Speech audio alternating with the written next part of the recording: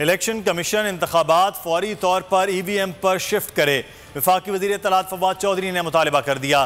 Senate election में horse trading और लाहौर में वोट खरीदने के मामले पर इलेक्शन कमीशन को कार्रवाई करना होगी। चीनी महंगी होने की जिम्मेदारी सिंध हुकूमत पर डाल दी। कहा, सिंध में क्रशिंग रोके जाने की वजह से चीनी महंगी हुई, लेकिन अब कीमतें कम हो गई हैं। फवाद चौधरी ने कहा, वज़ीर आला सिंध अपने मामलात दुरुस्त करें। कराची में महंगाई होती है तो पूरे मुल्क का इंडेक्स ख़राब हो जाता है। उन्होंने कहा कि सिंध में यूरिया खाद की ज़ख़ीरा अंदोज़ी शुरू हो गई है।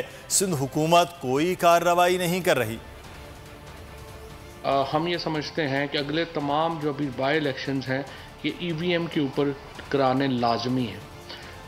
लॉ मिनिस्टर साहब जो हैं उनका भी यही ख्याल है कि बादिल नज़र में जो हुकूमत है वो इलेक्शन कमीशन को तभी फ़ंड इलेक्शंस के लिए दे सकेगी जब वो इलेक्शंस EVM के ऊपर होंगे। और हम समझते हैं कि इलेक्शन कमीशन को इस मामले को एक मंतकी इंजाम तक पहुँचाना चाहिए। ना सिर्फ सेनेट के इंतखाबात में जो वोट रिगिंग हुई उसको, बल्कि अब लाहौर वाला जो हुआ है मामला उसको भी, इसको आधे रास्ते में नहीं छोड़ें, इसको मुकम्मल करें।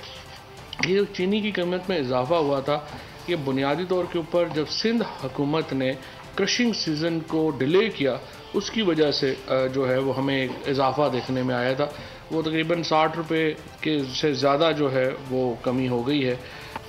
हमारा जो इम्पोर्टेंट मसला इस वक्त जा रहा है वो कराची और हैदराबाद जैसे शहर हैं जहाँ पे बदकिस्मती से ये जो कह रहे थे कि PTI की हुकूमत जो है वो बड़ी ना तजुर्बाकार हुकूमत है, इनको हुकूमत नहीं करनी आती।